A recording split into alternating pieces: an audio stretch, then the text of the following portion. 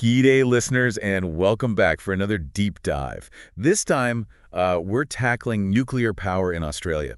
Specifically, why some people are saying no way to nukes down under. We've got a mountain reports, articles, government analyses, the whole shebang. It's a debate that gets pretty heated pretty quickly. For sure. And that's why we're here to break it down for you, the Aussie voter, so you can make up your own mind. Exactly, and hopefully by the end of this, you'll be able to hold your own at the next Family Barbie when the topic inevitably comes up. Speaking of Barbies, it's kind of ironic, isn't it? Australia is sitting on the world's largest known uranium reserves, That's right. but we don't actually use any of it for power. Yeah, it's a bit like being the mate who brings all the beers to the party but never actually cracks one open himself. So why is that? Why are we so hesitant to go nuclear? Well, there are a bunch of reasons people point to. Let's start with the big one. Cost. Yeah, the elephant in the room. Or maybe that's the nuclear waste. We'll get to that. But first, let's talk dollars and cents. The CSRO Gen Cost report, the one everyone uses to compare energy costs, well, they found that nuclear is at least 50% pricier than renewables. Ouch. That's gotta hurt.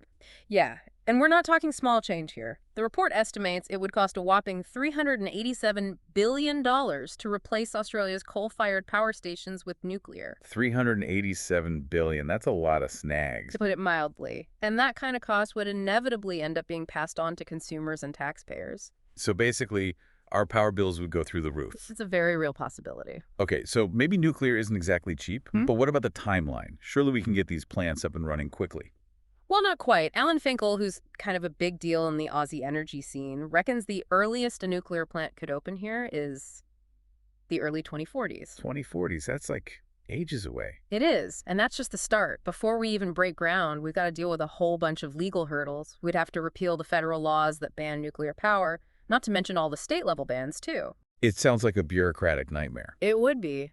And then there's the whole process of setting up a new regulatory framework, finding locations for these plants, training specialized workers. It's a long and complicated process. So while the rest of the world is charging ahead with renewables, we'd be stuck in the slow lane, twiddling our thumbs. Pretty much. Makes you wonder if we're missing the boat on decarbonizing quickly. Something to think about, that's for sure. Definitely. And speaking of things to think about, here's another factor that often gets overlooked. Water. The lifeblood of the nation. Exactly. And nuclear power plants. They're guzzlers. Really? I thought they were supposed to be this clean energy source. Well, they're certainly low emissions, but they do require a lot of water for cooling and other processes. In fact, a recent report found that they're 83% more water intensive than even coal-fired power stations. Hold up. More water than coal? That doesn't sound very clean to me. It's definitely something to consider, especially in a country like Australia that's already facing water challenges. We're talking about potentially putting even more strain on the water resources we need for drinking, farming, and the environment. Yeah, that's not a trade-off I'm comfortable with. Right. Cheap energy at the cost of clean water? It's a tough sell. Especially for people living in areas that are already water-stressed. All right, so we've talked about costs, timelines, water. What about the big one? The one everyone's thinking about, but no one wants to talk about. You mean? Nuclear waste. Ah, yes. The radioactive elephant in the room. It's Yeah. not something you could just chuck in the bin, that's for sure. No kidding. So what do we do with it? Well, the spent uranium fuel from these reactors is highly radioactive, and it needs to be isolated for a very, very long time to prevent leaks. How long are we talking? A few years? Decades? Think bigger. We're talking millennia. Hmm. At least 10,000 years, according to international standards. Some experts even say it could be dangerous for up to 1,000,000 years. 1,000,000 years? That's mind-boggling. I mean, human civilization hasn't even been around that long. Exactly. So it raises some serious ethical questions. Are we comfortable burdening future generations with this toxic legacy? It's like leaving them a ticking time bomb. And let's not forget the cost of managing this waste safely for all those years. South Australia, which was considering a nuclear waste repository, estimated a price tag of $145.3 billion for just the first 120 years of storage. $145 billion for a little over a century. That's insane. And who knows how much it'll cost after that. It's a massive financial commitment, and the costs just keep adding up. So we've got these astronomical costs, both upfront and in the long run. We've got the issue of water usage and then the headache of dealing with nuclear waste for, like, eternity. It's not exactly painting a pretty picture for nuclear power, is it? It's definitely a complex equation with a lot of downsides to consider. Okay, but let's play devil's advocate for a second. Some people argue that we need nuclear power, that it's the only way to ensure reliable baseload power when the sun isn't shining and the wind isn't blowing. What do you say to that? Well, it's true that nuclear plants can provide a steady supply of electricity, unlike solar and wind, which are intermittent. But the technology for firming renewables is advancing rapidly. We're talking about things like pump hydro, where excess renewable energy is used to pump water uphill, which can then be released to generate power when needed. And of course, there's battery storage, which is getting cheaper and more efficient all the time. So it's like having a giant battery pack for the whole country. Exactly. It allows us to harness the power of renewables while ensuring a stable and reliable electricity supply, and without all the risks and headaches of nuclear. So maybe nuclear isn't the silver bullet some people claim it to be. It's not that simple. There are pros and cons to every energy source. But when you weigh everything up, the evidence suggests that renewables might be the better bet for Australia's future. All right, so we've talked about a lot of heavy stuff today. Costs, timelines, water, waste, the whole nine yards. But what about the emotional side of things?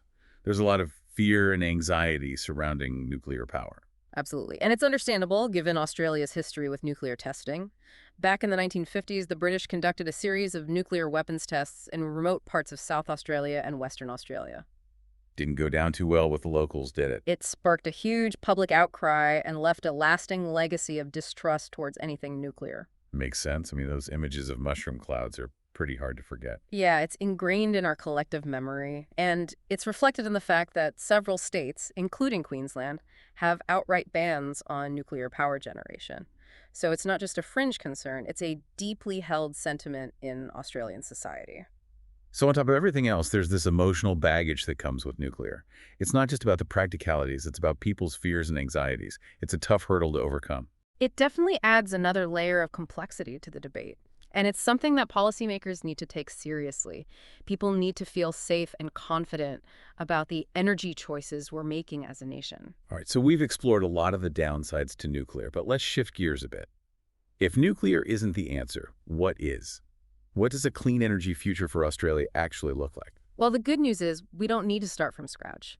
The pathway to a cleaner, more sustainable energy system is already being paved. So we're already on the right track. In many ways, yes, Australia has an abundance of renewable energy resources, solar, wind, hydro, and we're seeing a rapid uptake of these technologies across the country. It seems like solar panels are popping up everywhere these days. They are, and it's not just about individual households. We're seeing large-scale solar and wind farms being built, and battery storage is becoming increasingly viable.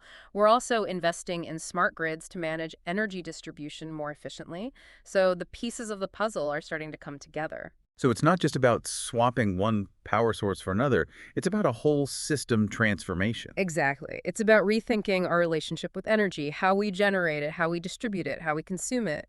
It's a big challenge, but it's also an incredible opportunity. An opportunity for what? For innovation, for job creation, for a more resilient and sustainable economy, and for a healthier planet for future generations. It's exciting stuff, but it's also a bit overwhelming. Where do we even begin? Well, one of the most important things is to stay informed. The more you understand about the different energy options, the better equipped you'll be to make informed decisions and advocate for the solutions you believe in. Sounds like a good place to start.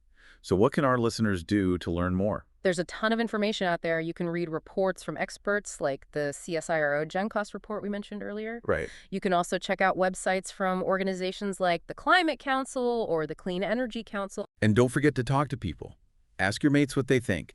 Have those awkward conversations at family gatherings. The more we talk about these issues, the better. Absolutely. And don't be afraid to challenge assumptions. Just because someone says nuclear is the only way forward doesn't mean it's true.